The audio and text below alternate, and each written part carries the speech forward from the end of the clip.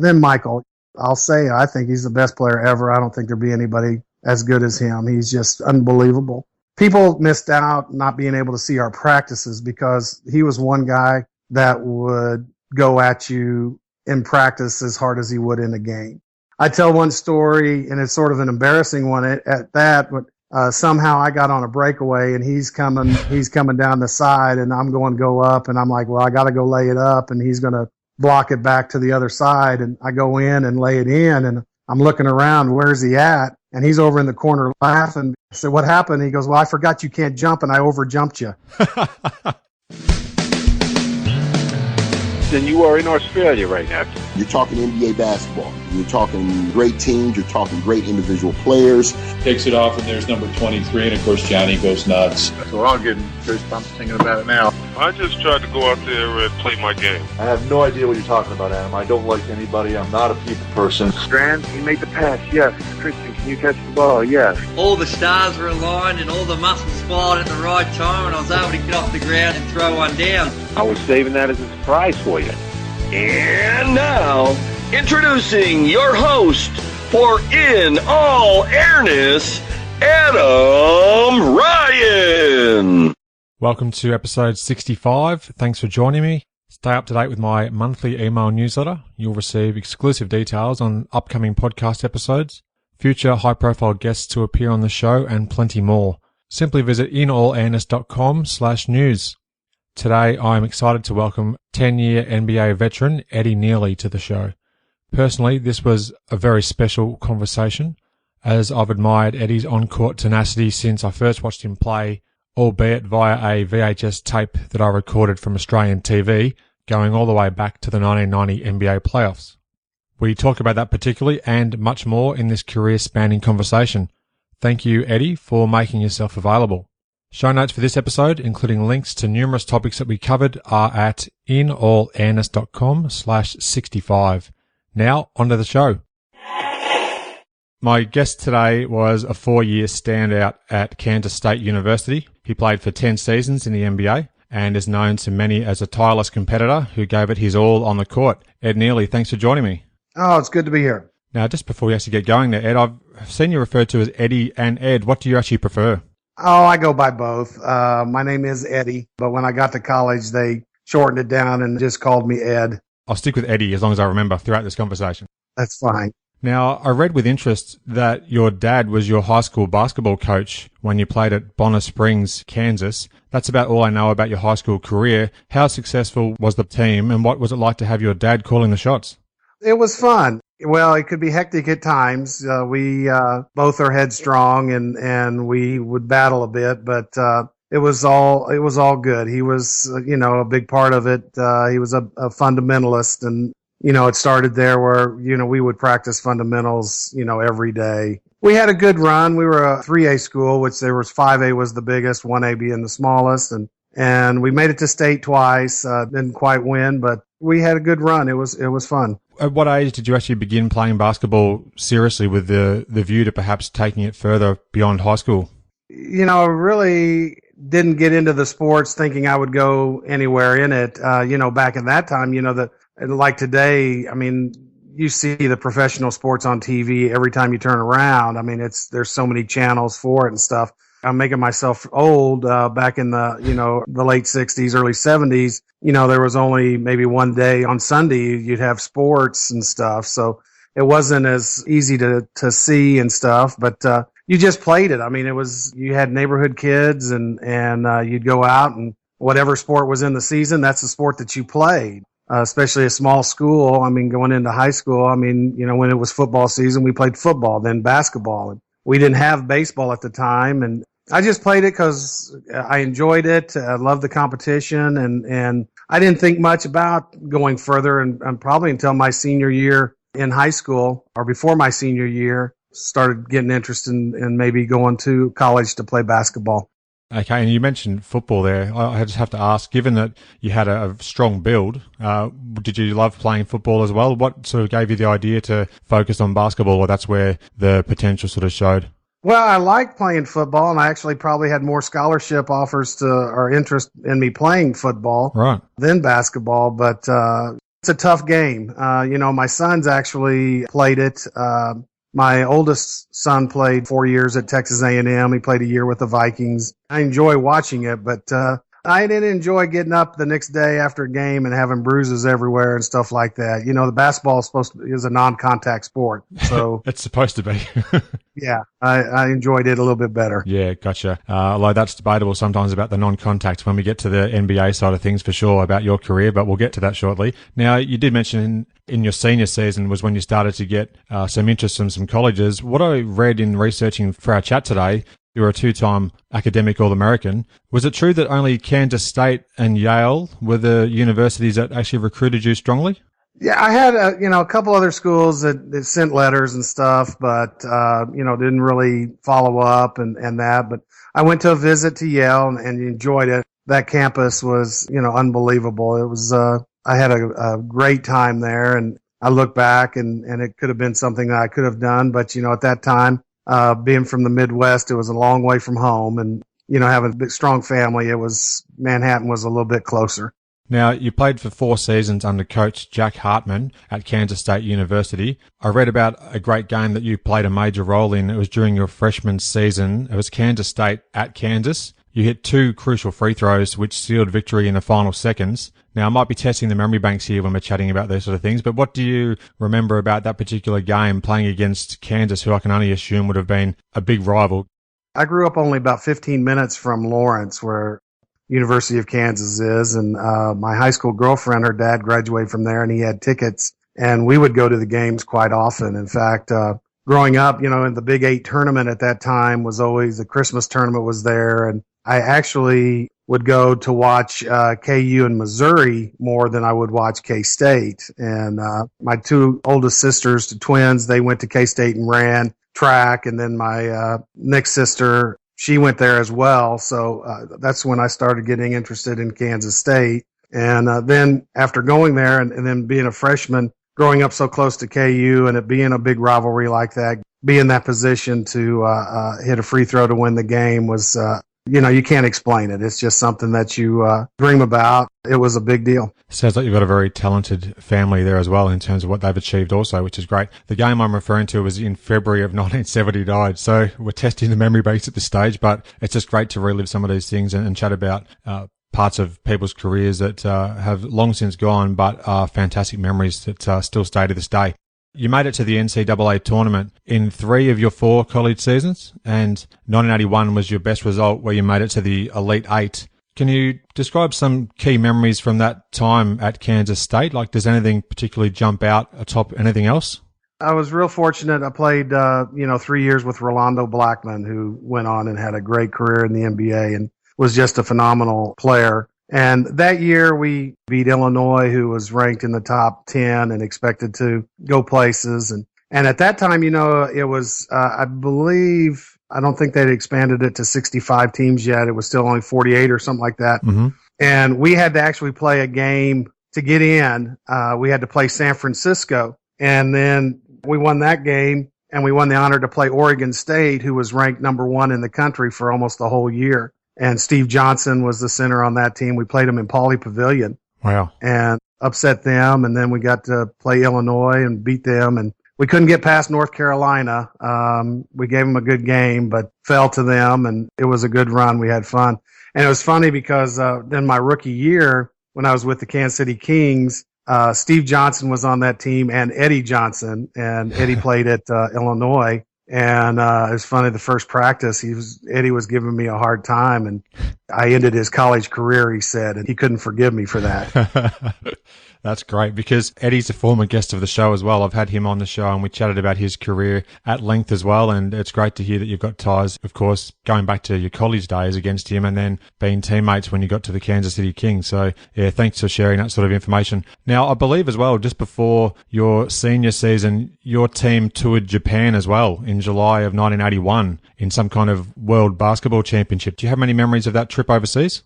We had a good time there. It was the Kerwin World Championship. We played 6 games, Japan, China, and Czechoslovakia. And we traveled around there. It was fun to see a different country like that and get to see some of the history they had. And we won all 6 games and played well, and just to get to see the heritage and stuff like that was just spectacular. Yeah, it would have been a great experience. Now, you did mention there for 3 of your seasons you were teammates with the great Rolando Blackman. Could you tell, even in your first couple of seasons playing alongside him and then watching him in practice, etc., that he was going to go on and be a great player in the NBA? Was he that talented that quickly?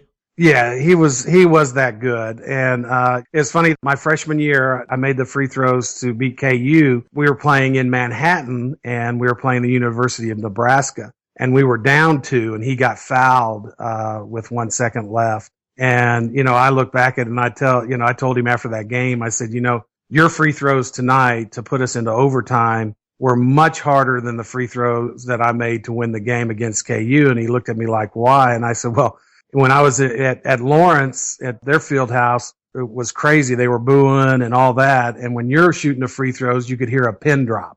It had been a lot more intimidating sitting there looking to shoot 2 free throws with nobody talking than when I was shooting them and people were booing me and stuff like that.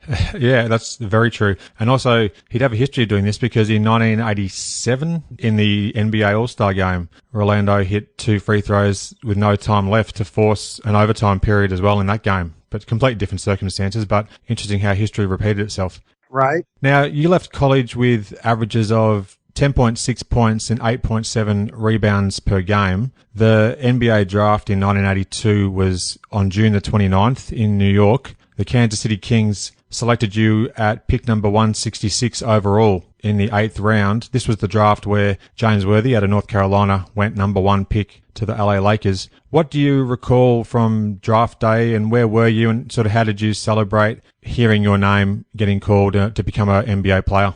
Well, I really didn't think I was going to get drafted. It was funny because they asked, you got drafted at the 166th pick. And I said, yeah. I said, if it had been one more year, I wouldn't have got drafted at all, because I think after that year, they dropped it down to 2 or 3 rounds. And I said I was in the 6th round. So it's just timing. But, I really didn't think that I was going to get drafted. I thought my path was if I wanted to play on, I was going to go to Europe. I was actually in Webb City, Missouri that day, and I was playing golf with some friends of mine and wasn't paying much attention to it. And my dad actually called me later that day to tell me that I'd been drafted by the Kings. You still playing golf to this day? Well, I miss it. I haven't played in about a year and a half. I've got to have my hip replaced. I'm too big of a chicken to go in and have it done. Fair enough. It's affected my golf game, so I've stopped playing. I'm going to get ready to have that operation done in probably the beginning of next year, and so I can get back on the golf course. Yeah, definitely. Well, I wish you all the best with that. Goes without saying. So what was it like also to actually be selected by the Kansas City Kings, given that you were born in Kansas, you played your high school ball and college ball in Kansas as well, and then now you're playing with the Kansas City Kings in the NBA. Like, did you feel fortunate? Did you welcome that opportunity, or would you have preferred to perhaps go elsewhere outside the state? How did that sort of work? I was happy about, being at home and stuff. And, I was looking at the roster of the team and they'd had a good year the year before. Reggie King had a great year as a small forward. Larry Drew from Missouri was on the team and stuff, so I knew some of the players. They had 2 first-round draft choice that year. They took Brooks Steppe and LaSalle Thompson. Everything just worked out. I really wasn't looking to go to camp. Again, I thought that if I wanted to play, it was going to be in Europe. Fortunately for me, it didn't turn out, and I ended up going to camp. At that time, they brought in, there were 20 rookies and free agents that they signed that brought into camp. And fortunately for me, the 2 first-rounders held out,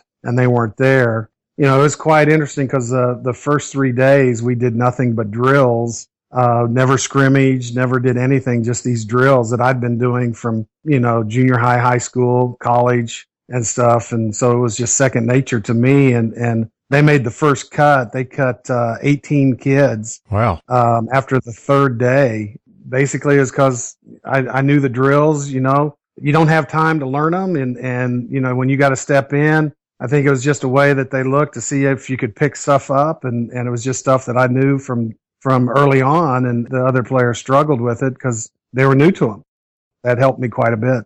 Yeah, I can understand. And in my introduction there where I said that you're known as a tireless competitor who gave it your all on the court, I'm sure that would have held you in good stead as well. Those scrimmages in the camp you're talking about, did Cotton Fitzsimmons, was he heavily involved in that? Were there some assistants who were running it? How did that sort of work? Oh, no, Cotton was in charge of camp. He ran the thing. They had Frank Hamlin was the assistant that year. He would help out quite a bit, but Cotton was in charge. That was one thing about Cotton. You knew who was in charge of the deal. In the early 1990s, when you played with the Suns for a couple of seasons, you'd also be reunited with Cotton as he was the Phoenix coach at that time as well. Now, in your rookie season, you were one of only two players, along with the aforementioned Eddie Johnson, who played all 82 regular season games. How did you adjust from making that transition out of 4 years in college and then obviously having a great first season where you played every single regular season game? What was it like to then step up to the NBA? Well, it's funny because, every level you go to, the game gets quicker. You go from high school to college. I went back to a couple high school games and I'm like, man, did we move that slow? And of course, myself, I'm not the fleetest of foot and I couldn't jump the highest and stuff. So I think that's why I was more really concentrated on the fundamentals and stuff, because you have to make allowances for shortcomings that you have. It was quite a bit different, moving into the pros. The game is so much faster, and every game you're playing somebody that they were a star somewhere. You never had a night off. Yeah, true. Now, in the 1984 season, you made it to the playoffs, losing to the eventual NBA finalists, the LA Lakers. How was that first postseason appearance in the NBA? Well, it was pretty interesting and stuff, because growing up, Lakers and the Celtics were the teams that you watched and stuff, and now to play against them in the playoffs and stuff like that, it was fun, but, we were outmatched. They had quite a team and stuff, but we played hard. We were just outmatched. Now, later that year in 1984, you played with the CBA's Sarasota Stingers before signing as a free agent and returning to Kansas City in late February of 85, if I've got my timeline correct. Can you just talk a little bit about your mindset and how you dealt with the move to the CBA and then trying to fight your way back into the NBA? Well, I mean, you can't look at it that it's, a demotion or anything like that. At the time when I got released from the Kings, I actually was injured. I missed most of training camp. So it wasn't a huge surprise, but I'd gotten a taste of it. I enjoyed playing. I still wanted to. So it's something that you have to do. You have to go down and, if you want to get back into the league. And now you talk about being quite different. Yeah, you went from the NBA lifestyle down to getting paid about $400 a week to play a game, and you had some unique travel experiences. At that time, the CBA had a deal with American Airlines, and we had to go through Atlanta. And we had one game where we played in Lancaster, Pennsylvania, and we had to rent cars, and we drove to LaGuardia Airport, flew into Atlanta to fly back to Buffalo to get on a van. We all were in a van to bus up to Toronto to play a game that night. Oh, wow. So, you had some interesting travel arrangements and stuff, but it was something you had to do. And it was fun. The following year, I got let go again by the Kings when they moved to Sacramento, and I ended up playing that year with Bill Musselman in Tampa Bay in the CBA. And I've told a lot of people that, that might have been one of the funnest years I've had. I played with Sidney Lowe, kid out of Montana, Mark Glass, and we would go to the beach every morning and play either sand volleyball or go play golf. And we drove Bill Musselman crazy because he'd be calling to have us come to practice, and because we never knew where we were going to practice from the next day and that. And, in the CBA, you only really had 9 players on a team. You might have an extra one to practice so you could scrimmage, but we had so many injuries the whole year that we only had, usually 6 or 7 good bodies. And we just say the heck with it. We'll go and work out at playing volleyball or something. And then we'd show up for the game and he'd be there. What in the world? Where were you? We called and said, oh man, the phone didn't ring. But we ended up winning the championship, so I don't think he cared too much. I knew you were a part of the Tampa Bay Thrillers team, but I didn't actually realize you went on to win the championship there. So that's fantastic. So you talked about how he sort of related to some of the things that you were doing off court in terms of turning up then to play and train, etc. But I've heard some things about Bill Musselman being quite a strict coach, as far as at least when he got to the NBA level. How was it like to play with him, and what was it actually like to achieve that goal of winning a championship with a unique setup in the CBA at that stage? It was fun. We had a blast. It was a good team, the good owners, and Musselman, he tried to be tough, and it just depends on your mentality and stuff. He tried to be gruff, but you just knew what he was trying to do, and you let it go by. It was no big deal. I mean, I had no problems with him, and nobody on the team did. His goal was to win, and that's what he wanted to do, and he wanted you to do whatever it took to win, and that's what he expected. So, some people might take it as he was being rough, but that's just his final goal, is he wanted you to be the best and wanted you to win. Yeah, understood. And it sounds like, again, it's all about perspective and mindset, I think, because the way that you seem to have approached those years leading up to becoming a mainstay in the NBA, it's all about how you approached it. So that would have obviously helped you as well going forwards. Now, in mid-July of 1986, you signed with the San Antonio Spurs as a free agent, and then you played there for 2 seasons. And now in late 2015, as we're chatting, you live in Texas. How would you describe your playing days at San Antonio, Eddie?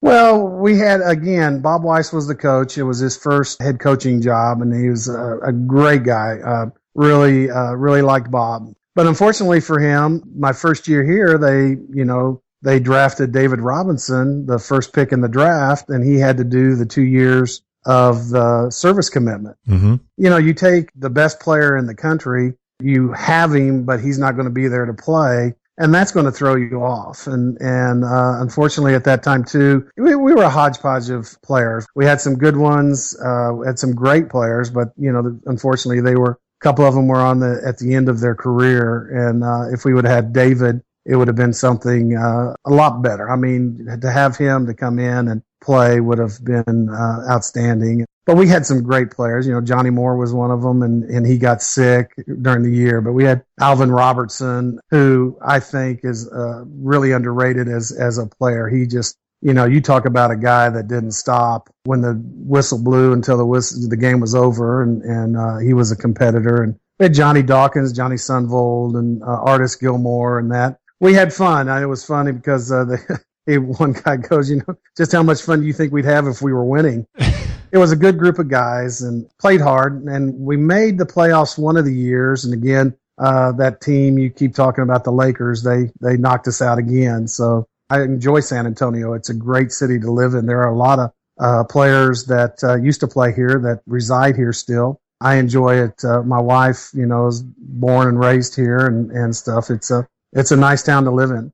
Yeah, great. You played for 2 seasons there with the Spurs. I think it was 28 wins in the first season and then 31 wins, and that playoff exit against the Lakers in the 88 season from memory. Mm-hmm. So, yeah, good to hear about that side of your career as well. Now, prior to the 1989 season, you signed as a free agent with the Chicago Bulls, and you played 13 games in your first stint as a Bull before they traded you to Phoenix in mid-December in exchange for Craig Hodges. Can you talk a little bit about the move to Chicago and then how you responded to hearing the news of a trade to Phoenix? Well, talk about being excited. I mean, I had to go up there that summer and play in a little summer league to get invited back. And when they invited me back to camp, it was just, it's unbelievable. Get on a court with the greatest player ever is just something that you can't imagine. So I was excited about going back. And it was always funny because in 10 years, I didn't have a guaranteed contract until my 8th year in the league.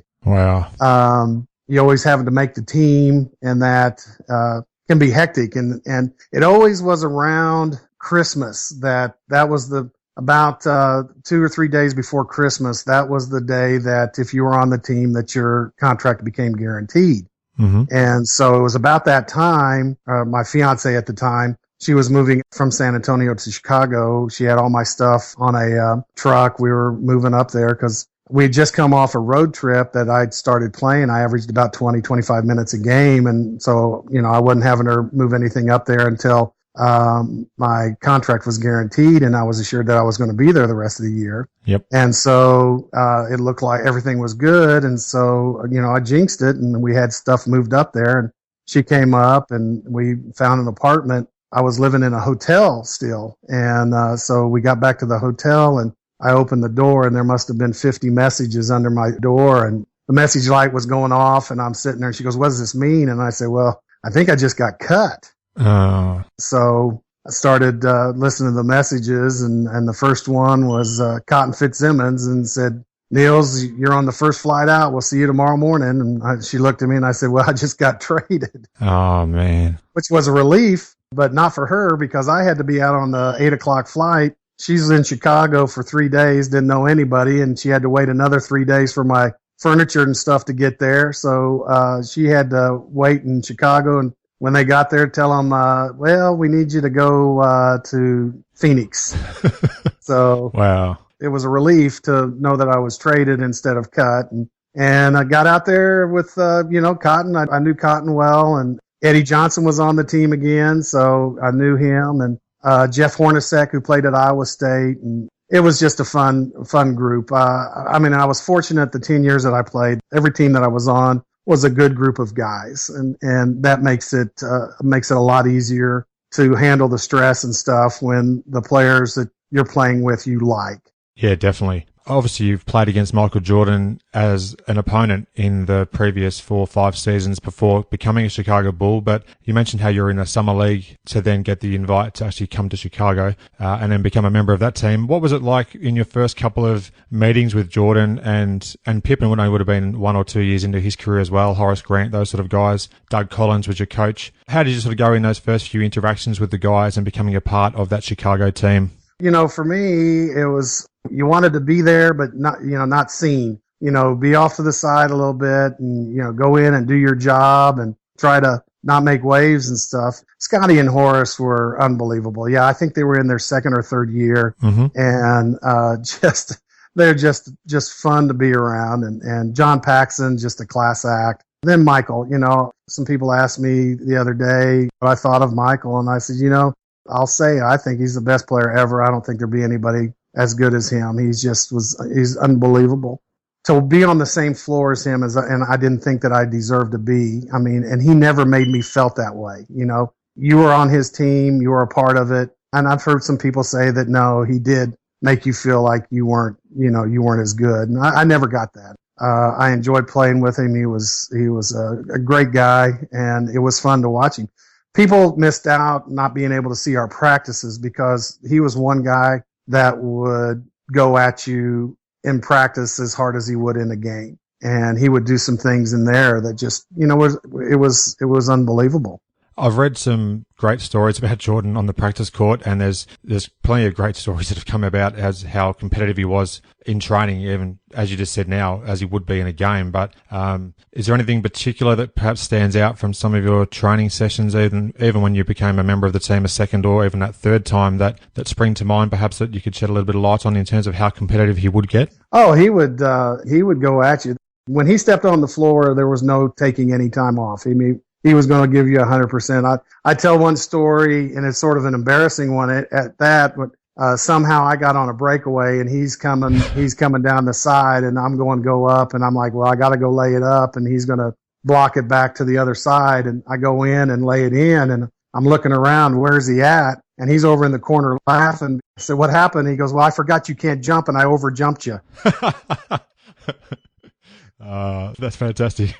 I shouldn't laugh at that, but that is very funny. Hey, if you can't laugh at yourself, it's not funny. Yeah. Well, I've been a prisoner of gravity my entire basketball career, so I could definitely identify with that.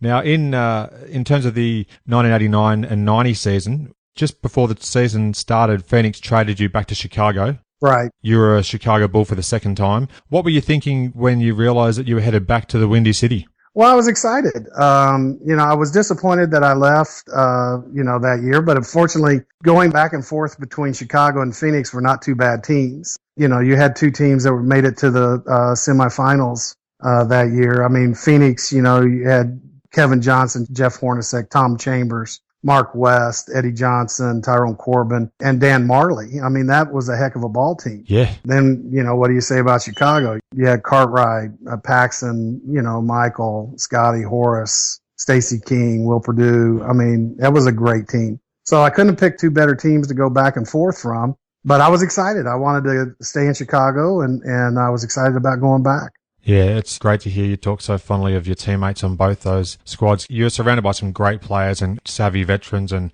just great guys from even just an outsider looking in. Some of the guys I've had a chance to chat to who were, and Eddie Johnson being one, of course. Right. Just great guys. So it's good to hear those sort of things. Now, you were pivotal in Chicago's playoff run during the 1990 season. One of my favourite games to watch was Game 4 of the 1990 Eastern Conference semis. And before we got recording today, I was just quickly telling you about how special a memory that is in my personal experience, because that was one of the first games that I actually remember keeping on videotape back in the day. So I'm showing my age now that I recorded on videotape here in Australia. Right. But in Game 4, it was Chicago at Philadelphia, and you won the game 111-101. Your performance was terrific. You had, I think, 9 points on 4 of 4 field goals. You made 1 of 1 free throws, and importantly had 9 big rebounds. Jordan, of course, was Michael Jordan. He had 45 points. And then after that game, you were interviewed by Jim Gray, who was then with CBS post-game. Now, I'm sure you recall the game, and you more than held your own on Charles Barkley. Do you mind just talking about that particular playoff series, how important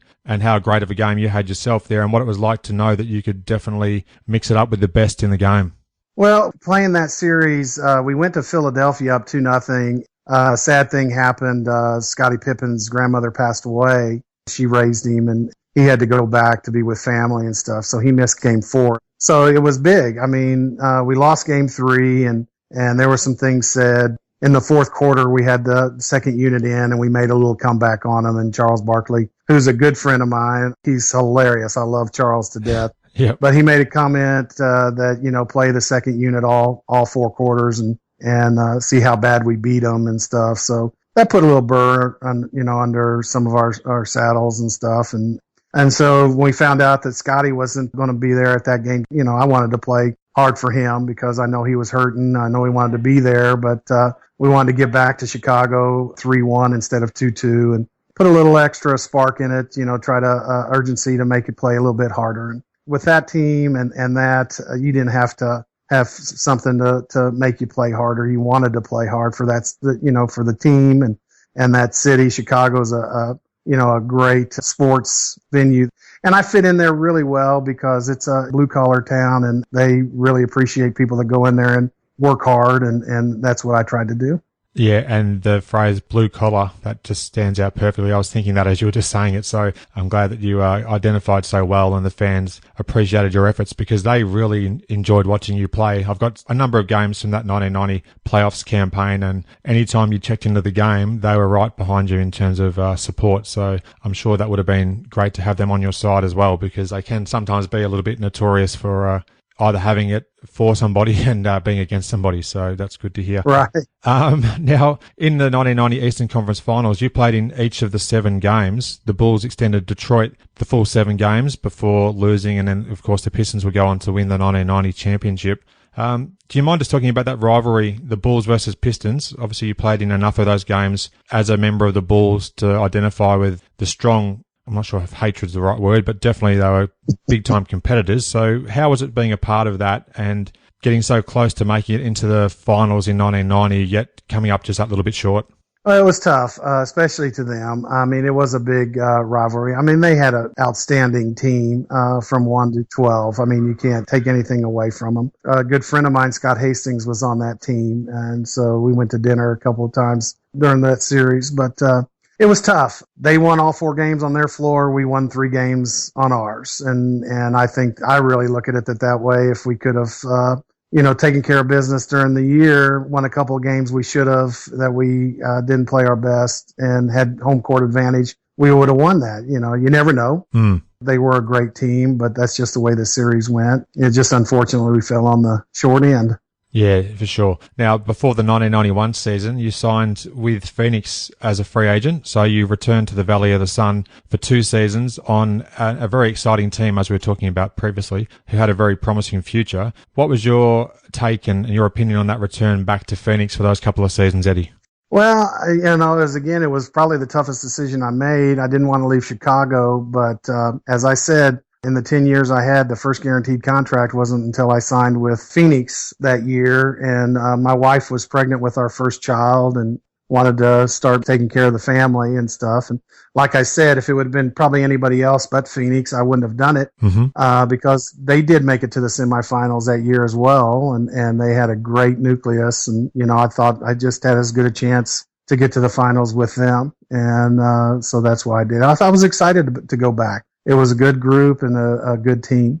You were waived by Phoenix in early November of 92, and then you signed with Golden State Warriors later that month, and you played 30 games with Golden State before they then traded you to Chicago. So that was your 3rd time with the Bulls. Can you just talk a little bit about that 1993 season and what it was like from your point of view, given that you played, I think, 11 games with the Bulls that season, but then you were on the inactive roster once the playoffs commenced? I guess it's a bittersweet story there.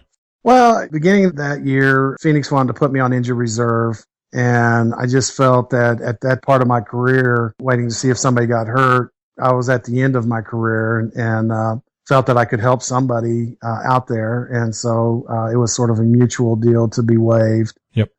Then signed with Golden State, who, I was excited about going out there. Don Nelson's one of the premier coaches. And, you have the team that they had, Chris Mullen, Tim Hardaway. I was excited. And unfortunately, the injury bug hit that team. And Don Nelson and I sat in a bus coming back from Sacramento one night. And he just said, Eddie, it's going to be a long year because I've got to go youth and that. And with all the injuries to the veterans and stuff. And I understood. And he told me right then that he would help see if I could get trade with Chicago, get me back somewhere where I have a chance to win a title, and so he did me a big favor and got me back there. Yeah, that's great. Now, you played during the regular season with the Bulls, and then when the playoffs commenced, you weren't part of the playing roster. What was your role with the team as you got to sort of mid-April when the playoffs were starting to kick in? How did you spend that playoff campaign as the Bulls were on their way through to win the 3rd consecutive NBA Finals?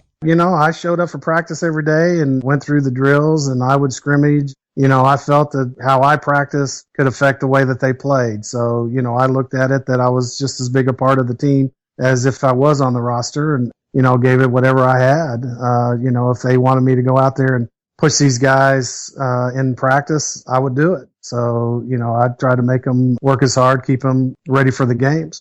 You mentioned how obviously you're great friends with Charles Barkley as well. You talked highly of him already. What was your take on watching the 1993 finals as an observer and not being able to actually take part in the games, being so close to the action, but yet unfortunately not being on the roster itself? Like, how did that work and what did you do during the finals itself? Well, until Paxson hit that 3 to win the game, I was sitting there thinking, oh my goodness, if I'd have just gone on injury reserve, I could be with Phoenix right now. It was funny. The 2 teams that I was with, beginning and at the end, were in the finals. So I was very excited when John hit that 3. You talk about a last 30 seconds of a game where it looks like you've lost, to looks like you've won, to, oh my goodness, you can lose. In all of a span of 20 to 30 seconds, it was crazy, but it was quite an experience. An incredible finish to a great finals campaign as well. So some amazing memories there still, I'm sure. Now, I'd like to ask my guests, Basketball Digest had a regular feature which was called The Game I'll Never Forget. We might have already touched on one perhaps, but is there a game from your career, Eddie, that stands out the most for whatever reason that may be? I think for me, it was probably the first game I played in because, I never thought that I would be in the NBA. I was always thinking I would go to Europe. Playing in the first game was quite an experience, and I think back about it all the time. And I had a fun year, my rookie year, and just gave me the idea that, I could play in the league. There are positions for people that, fill a role and stuff like that. So it was exciting to me. Yeah, thanks for sharing that. Now, in 2014, you were inducted into the Kansas Sports Hall of Fame. How did it feel to receive that great honor? Oh, it was fantastic, and it's funny. I got inducted 2 years before that into the Kansas State University Hall of Fame. And both those two deals, I had to follow a female athlete that the one at K-State was track and star. She was a high jumper, and just thought it was ironic, with my jumping ability, I'd follow the gal that set the records for high jump. And then in the State Hall of Fame, followed a great athlete swimmer who went to the Olympics and stuff. And just, sort of put me on that, do I really belong in here? Because like I said, I'm not the fastest. I can't jump the highest, but just gave me an honor that, you go out there and you play the game. We played it for fun. We worked hard at it and stuff, and things happen. I think you had the intangibles though, and you had the drive to want to make it and want to stay in the league. And as you said, you didn't have your first guaranteed contract until maybe 8 years into your NBA career. So it shows that you definitely had longevity, which is important. How closely do you follow today's NBA? Well, living here in San Antonio, it's hard not to. Yeah, true. You talk about a group of guys that you can tell get along and buy into the system and stuff. And, it shows that you play the game the way it should be played, and good things happen. I follow it, and now a lot of my, Jeff Hornacek's a coach, and Steve Kerr's a coach, and so friends of mine are still in it, so I watch what they're doing and stuff like that. Yeah, that's great. Now, your former coach, Phil Jackson, once said that having you on his Bulls teams was like having another coach in the franchise. Do you have any ambitions to enter into the coaching side of things at any level, Eddie? Well, I did there for a while. It just didn't work out. And then, I've got 4 boys, and the kids started coming out, and then I started getting involved in their coaching baseball, football, basketball, whatever it was. And it just seemed to, each year went on, and it got further away. And it's one of those things that the longer you're out of it, the harder it is to get back in. So it just didn't seem to work out. Yeah, I'm sure you have plenty to offer if that opportunity ever presented itself. So see how that goes going forwards. Thank you so much for your time. I've just got one more quick question for you, if you don't mind. It's been just fantastic to chat to you today. I've got a fascination with numbers, and I always love to know about the significance of a jersey number that a player chooses. Now, throughout your career at Kansas State, and then with Chicago and Phoenix, you wore number 45. And then with the Kansas City Kings, you had number 20. I think at the Spurs, you wore number 32. And as a Warrior, you were number 55. Is there any particular significance to those jersey numbers that you wore throughout your career? No, when I was in high school, I was 25. And the reason I was 25 is because it was the biggest jersey, and that was the biggest number. Went to Kansas State. They really didn't give me an opportunity to pick a number. They just gave me 45, and it just seemed to stick. I always laugh about 32 here because with San Antonio, I go in the games and I tell my son, see, my number's retired here. They just put it underneath Elliott, Sean Elliott's name. But it's retired. And it worked out good in Chicago because, when Michael Jordan came back after his retirement, they retired his number. He wore 45. And so I've got an autographed jersey with Jordan on the back with my number. So you can't ask for much more than that then. Okay, that's fantastic. No, you can't. Now, it's been an absolute pleasure to have this chance to chat with you today, Eddie. Thank you very much, and I just wish you continued success with whatever you do in the future. So thanks again. No problem. I appreciate it. Thank you. Thanks for listening. I welcome your interaction with the show. Suggest topics or guests that you'd like to hear conversations with. You can leave me a voicemail. Simply visit inallairness.com/voice. Click Start Recording. Leave your message and press stop. You can even listen back before you submit. Press send and you're done. Worldwide, the show currently has 56 reviews, 53 on iTunes and 3 on Stitcher. Thanks for your continued support. If you add a review, I'd love to read it out on a future episode. Your ratings and reviews are definitely one of the best ways to support the podcast. If you enjoy the show, please tell your basketball-loving friends about it. Your word-of-mouth recommendations really do make the difference, and they are worth their weight in gold. You can subscribe to my show in various ways. iTunes. Visit inallairness.com/review. Add it to your Stitcher playlist, inallairness.com/Stitcher. You can also subscribe on Pocket Casts, Player FM, TuneIn Radio, and other podcatchers.